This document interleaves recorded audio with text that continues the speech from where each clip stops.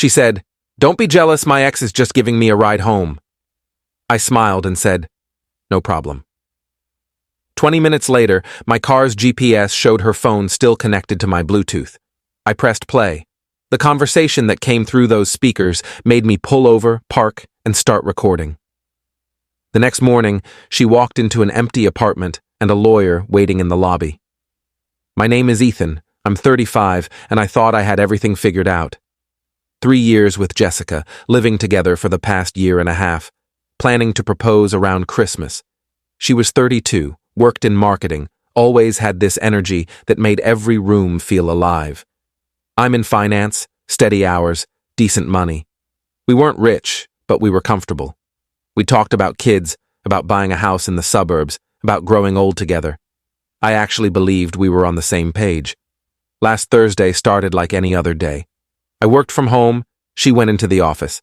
Around 6 p.m., she texted me saying she'd be home late because she was grabbing drinks with her team. Normal enough. She did this maybe once or twice a month.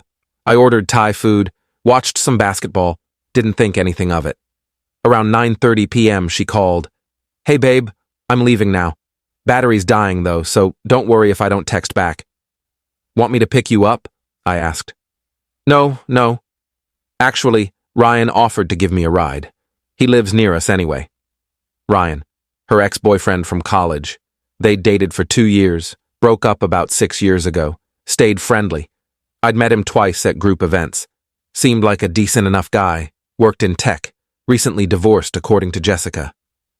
"Oh," I said, keeping my voice neutral. "That's convenient. You're not jealous, are you?" She laughed, that light teasing tone she used when she thought I was being silly. "No, of course not," I said. "See you soon. Love you, babe." "Love you too." I hung up and went back to my game. But something felt off. Not jealousy exactly, just this nagging sensation in my gut. Jessica had never given me a reason not to trust her, never been shady with her phone, never disappeared without explanation.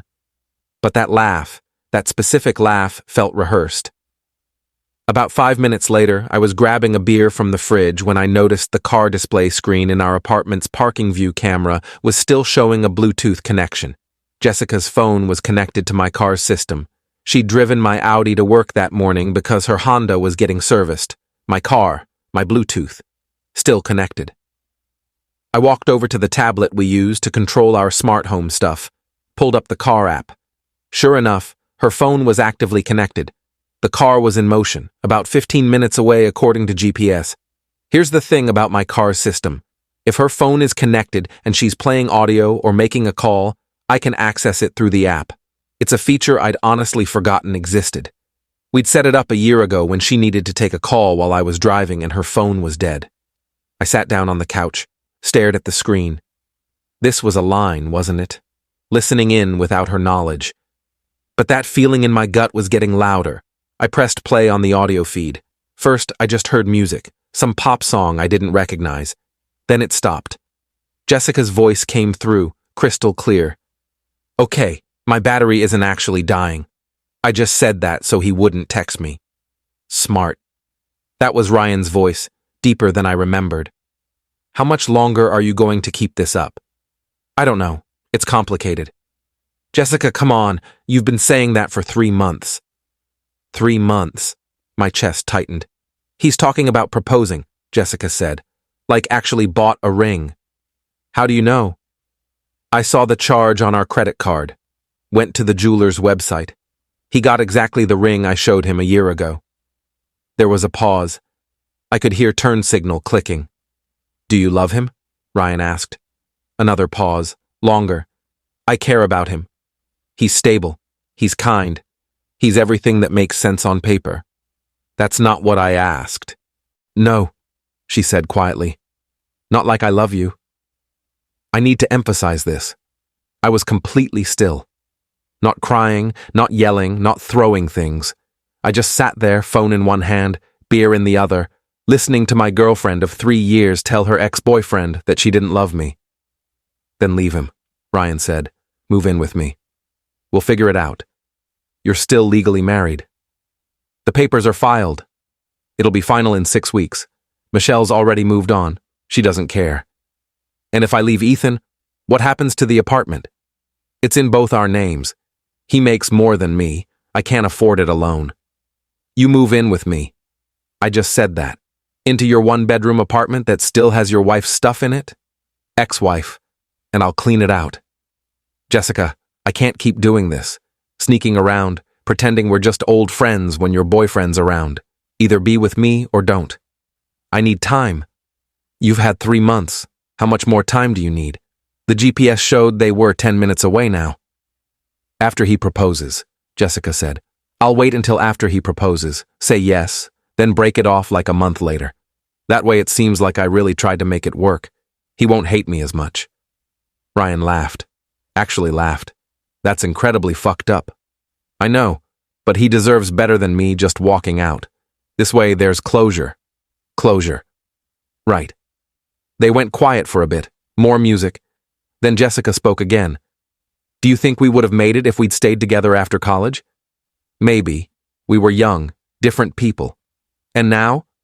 Now I know what I want. And it's you. The GPS showed 5 minutes away. I stood up, walked to our bedroom, grabbed my laptop, started recording the audio feed.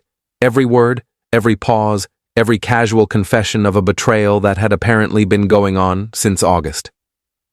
Pull over before we get to my building, Jessica said. The parking lot has cameras. You're paranoid. I'm careful. There's a difference. The audio cut out. They'd arrived. She must have disconnected from the car. I sat in our living room, laptop open, recording saved and backed up to 3 different places. The apartment suddenly felt different. The framed photos on the wall, the bookshelf we'd built together, the couch we'd spent 2 hours arguing about before buying. All of it felt like a set piece in a play I didn't know I was performing in.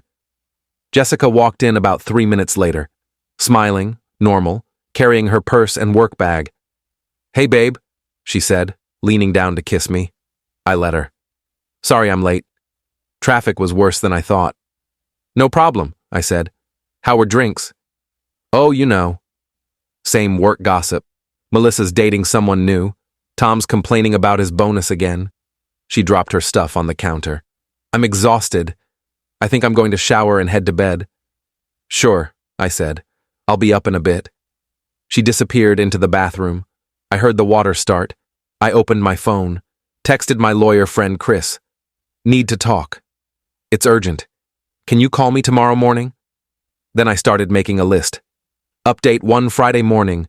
Jessica left for work at her usual time. Kissed me goodbye. Reminded me we had dinner plans with her parents on Sunday. Normal. Completely normal. Chris called me at 9 a.m. What's going on? He asked. I told him everything. Sent him the recording. Holy shit, Ethan. Yeah. Okay, first check if you're in a one-party consent state for recordings. Actually, doesn't matter. You weren't part of the conversation, but it was your car, your Bluetooth system. Gray area legally, but probably admissible if this gets messy. More importantly, do you own the apartment together? It's in both our names, but I've paid about 70% of everything. Down payment, most of the mortgage, utilities. Do you have records? All of it. Good. Here's what you're going to do. Don't confront her yet. Get your ducks in a row, pull all your financial records, document everything you've paid for, change your passwords on everything, bank accounts, emails, streaming services, all of it. Do you have any joint credit cards? 1. Check the charges. Make sure she hasn't been spending your money on him. I hadn't even thought of that. Then what? I asked. Then you decide what you want. Do you want to try to work it out, or are you done? I'm done. Then you leave or make her leave. Given that you've paid the majority, you have a stronger claim to the apartment, but it'll depend on your state laws and the ownership agreement. You might need to buy her out or sell and split the proceeds. Either way, it's going to be complicated.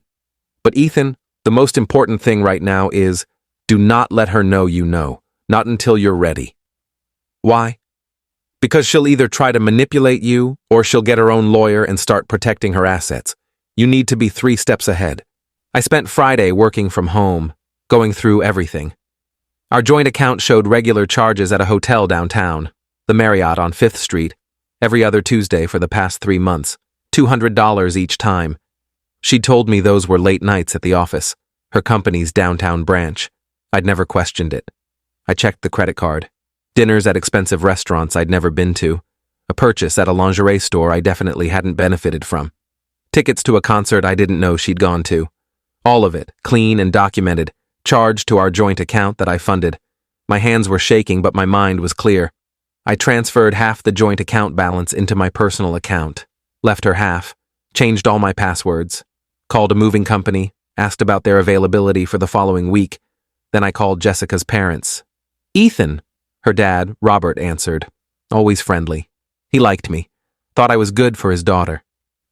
Looking forward to Sunday. Should we bring anything? Actually, Robert, I need to cancel.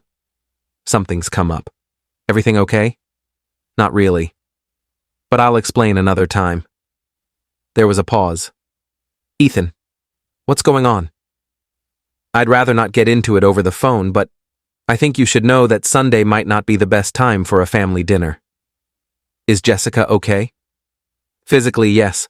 Robert, I'm sorry, I really can't talk about this right now, but thank you for always being kind to me. I hung up before he could press further. Jessica came home that night with takeout, Chinese food, my favorite place. Thought we could have a nice quiet night in, she said, smiling. I got you the Kung Pao chicken, extra spicy. We ate at the coffee table, watching some show she liked. She curled up against me on the couch afterward, head on my shoulder. I love you, she said. I love you too, I said. It was the last lie I told her. Update 2. Saturday, I told Jessica I needed to visit my brother upstate. Family emergency. She was concerned, asked if she should come with me. No, it's fine, I said. Just some stuff with his business. Probably boring for you anyway. I'll be back late tonight. She kissed me at the door. Drive safe. I didn't go to my brother's. I went to a storage unit I'd rented Friday afternoon, met the movers there. We drove back to the apartment together. Here's what most people don't know about breakups. If you're strategic, you can remove everything that matters in about 4 hours. The movers were efficient. I'd made a list. My furniture from before we moved in together, my clothes, my electronics, my books, my personal items. Anything that was definitively mine. I left everything we'd bought together and everything that was hers. By 3 p.m., the apartment looked different, but not empty. Functional, but hollow. I left an envelope on the kitchen counter. Inside, a printed copy of the recording transcript, a breakdown of all the financial contributions I'd made to the apartment, a notice that I would be pursuing my share of the equity, and the name and number of Chris, my lawyer. I also left a note. Jessica, I heard everything Thursday night. My car, my Bluetooth, your conversation with Ryan. I've known since the moment you walked in the door lying to my face. I've removed my belongings and will be staying elsewhere. Chris will contact you about the apartment and our joint assets. I've already split the joint account 50-50 and removed my name from the credit card. I don't hate you. I'm just done being the safe choice while you figure out what you really want. You've had 3 months to make a decision. I'm making it for you. Don't contact me. Any communication goes through Chris. Ethan P.S. I canceled Sunday dinner with your parents. I imagine you'll have some explaining to do. I left my key on top of the envelope. Then I called the apartment's landlord. We'd been renting to own, a weird arrangement where our payments went toward eventually buying the place outright. I explained the situation, asked about my options. He was surprisingly understanding. Said he'd review our contract and get back to me Monday. I drove to a hotel, not the Marriott on 5th Street, a different one, checked in, sat on the bed, stared at the wall. My phone started buzzing around 7 p.m. Jessica, I didn't answer. Text messages followed. Ethan, please call me, I just got home. Please let's talk about this. It's not what you think, I can explain everything, Ethan, please. I blocked her number. But I didn't block her parents' numbers. Robert called at 8 p.m. Ethan, Jessica just called us hysterical. What the hell happened? Did she tell you? She said you left. That there was a misunderstanding. Robert, there's no misunderstanding. She's been having an affair with her ex-boyfriend for 3 months. I have a recording of them discussing it. She was planning to let me propose, say yes, then break up with me a month later. I'm not angry at you or Linda. You've been nothing but kind to me. But I'm done. Silence. Robert, I need to call you back. He hung up. 20 minutes later, Jessica's mom, Linda, called. Ethan, honey, I am so sorry. I wasn't expecting that. We didn't know, she continued. Robert is furious. He's on the phone with her right now. I just wanted to tell you that whatever happened, you didn't deserve this. My eyes stung. Thank you, Linda. You're a good man. I hope you know that. After we hung up, I finally let myself feel it. Not crying, exactly. Just this heavy, exhausted grief settling into my chest. I ordered room service, watched mindless TV, fell asleep around midnight. Sunday morning, Chris texted me. Jessica's lawyer contacted me. She wants to meet. Already? She works fast, probably panicking. Do you want to settle this quickly or drag it out? Quickly. I just want out. I'll set something up for this week. I spent Sunday walking around the city, got coffee, sat in a park, watched people living their normal lives. My phone buzzed. Unknown number. Against my better judgment, I answered. Ethan. Ryan's voice. How did you get my number? Jessica's phone. Look, I just wanted to say, I don't care what you want to say. I didn't know she was going to string you along like that. The proposal thing. That was fucked up. But sleeping with her while she lived with me, that was fine. I'm not saying I'm innocent here. I'm just saying I didn't know she was planning to. Ryan, I'm going to give you some advice. Marry Jessica. Move her into your apartment. Build a life with her. And every single time she's late coming home, every time she says her phone died, every time she needs space, you remember this conversation. You remember that she's capable of looking someone in the eye and lying without hesitation. Good luck with that. I hung up. Final update. It's been 6 weeks. The apartment situation resolved faster than expected. The landlord reviewed our contract and agreed that given my financial contributions, I had the primary claim. Jessica could either buy me out or we'd sell and split proceeds based on our respective investments. She couldn't afford to buy me out. We listed it last week. Chris negotiated a clean separation of assets. I got back about 70% of what I'd put in, which honestly felt fair given the circumstances. She kept her furniture and personal items. I kept mine.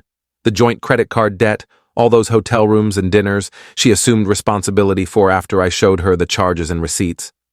Her parents sent me a card. Inside, Linda had written, "You will find someone who deserves you. Thank you for being honest with us." Robert had signed it too.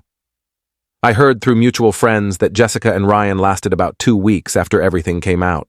Turns out his divorce wasn't as finalized as he'd claimed. His ex-wife found out about Jessica, got angry, and decided to contest the settlement.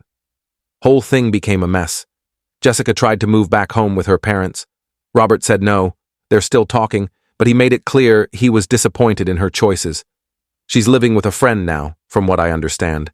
As for me, I signed a lease on a 1-bedroom apartment in a different neighborhood, started therapy, not because I'm broken, but because I wanted to talk through everything with someone objective, figure out what I missed, if anything, what red flags I should have seen. My therapist said something interesting. Sometimes there are no red flags. Sometimes people are just good at hiding who they really are until they're not. I've been on a few dates, nothing serious. Mostly just reminding myself that I'm capable of moving forward. The ring is still in my sock drawer. I can't bring myself to return it yet. Maybe next month. Yesterday, I got a text from an unknown number. I almost didn't open it, but curiosity won. I'm sorry. For what it's worth, you deserved better. Jessica. I stared at it for a long time. Then I deleted it without responding. Some people think closure comes from a final conversation, a last chance to say what you really feel. But I learned something these past 6 weeks. Closure isn't something someone gives you. It's something you give yourself. I'm 35 years old. I thought I had everything figured out. Turns out I didn't. But I'm learning. And honestly, that's enough for now.